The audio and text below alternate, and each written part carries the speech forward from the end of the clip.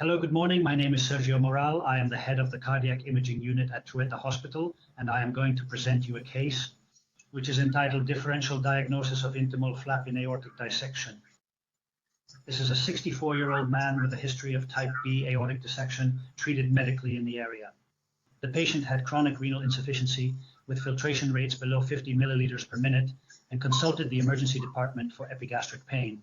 Given the history of renal insufficiency, it was decided to perform a transesophageal study to evaluate the aortic disease with the suspicion of mesenteric ischemia. Well, here we have the images of the transesophageal study. Here on the left, the aorta is seen, and the proximal part of the celiac trunk is shown with a line marked with a white arrow that you can see just in the ostium of the celiac trunk. However, when we assess by Doppler the velocities at the ostium of the celiac trunk, we see that these velocities were not elevated. As can see, Doppler velocities did not reach 1.5 meters per second, and therefore it generated doubts about this image at the level of the ostium, if it could be a flap secondary to the chronic dissection that this patient had had a year ago. For this reason, a CT was finally performed. Here we have the images. Let's go to the left, this axial section, where we see that the patient had a false lumen thrombosis, as seen at the level of the asterisk, but we could still see this linear image in the celiac trunk, that when we had the celiac trunk, that when we analyzed it in different planes, we could see in the figure B that this image did not depend on the dissection, but it was anterior and it was the arcuate ligament. The following day, analyses and other studies were reviewed. No alterations were observed. Simple analgesia was performed with disappearance of the symptoms, and the patient was discharged from the hospital. He was followed up in our outpatient clinic, and it was seen that the patient was still symptomatic after 1 year of follow-up. Well, let's talk a little bit about the arcuate ligament. This is a fibrous band that connects the left and right diaphragmatic fibers through the aortic hiatus, as you can see here in the figure on the left, in figure A, usually at the level of the T12 and L1 vertebral bodies. However, in some cases, it may have a lower course and fall above the celiac trunk. In B and C, we see CT images, in the case of the arcuate ligament, with a usual path above the celiac trunk that should not affect its health.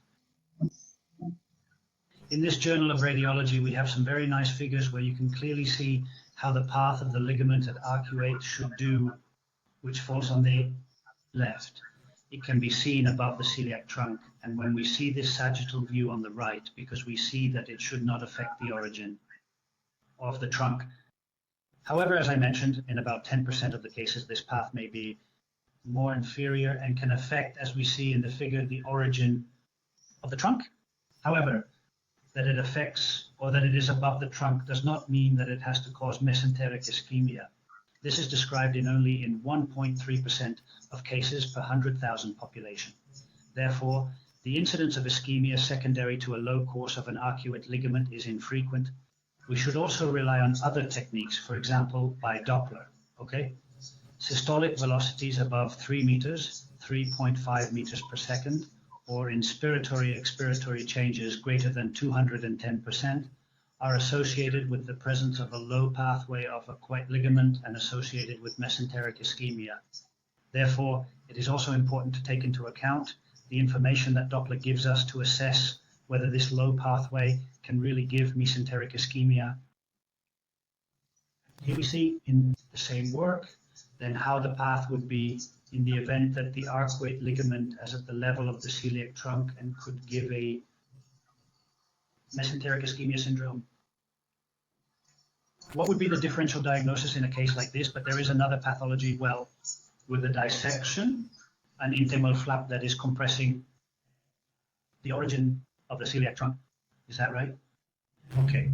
Celiac trunk involvement has already been published, in which there may be malperfusion, that is, the different mechanisms of malperfusion in these cases tend to be either dynamic involvement, as you can see in the figure on the left, where the false lumen ends up compressing with the flap, the ostium of the celiac trunk, or as you can see in the figure, celiac trunk, or as can be seen in figure B, in which the dissection also affects the vessel with a thrombosis, and therefore there is an affectation of the flow through the ostium.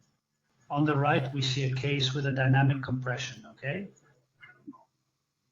As you see in the figure on the left, the A would be a false lumen that is compressing the true lumen. As you see that flap, those red lines, those red arrows that indicate the flap, that is compressing the true lumen, and that affects the origin of the celiac trunk and the superior mesenteric artery. And on the right, C and D would be the echo images, where we see a very large false lumen with compressed true lumen, and how and as the velocities with the Doppler are elevated more than 3 meters per second in the lower right figure. So as a conclusion, that is that the presence of a low path medial arcuate ligament should be included in the disease diagnosis of possible mesenteric ischemia. In the case of other pathologies, as in our case of an aortic dissection, multimodality must give us the diagnosis, and it must also help us to assess the potential consequences of the different diseases. And finally, we must bear in mind that although mesenteric ischemia is described in relation to a medium arcuate ligament, low trajectory, its incidence is very low. Finally, I would simply like to comment that this case was published a few years ago in Circulation Cardiovascular Imaging, and therefore all these figures can be consulted in this journal. Thank you.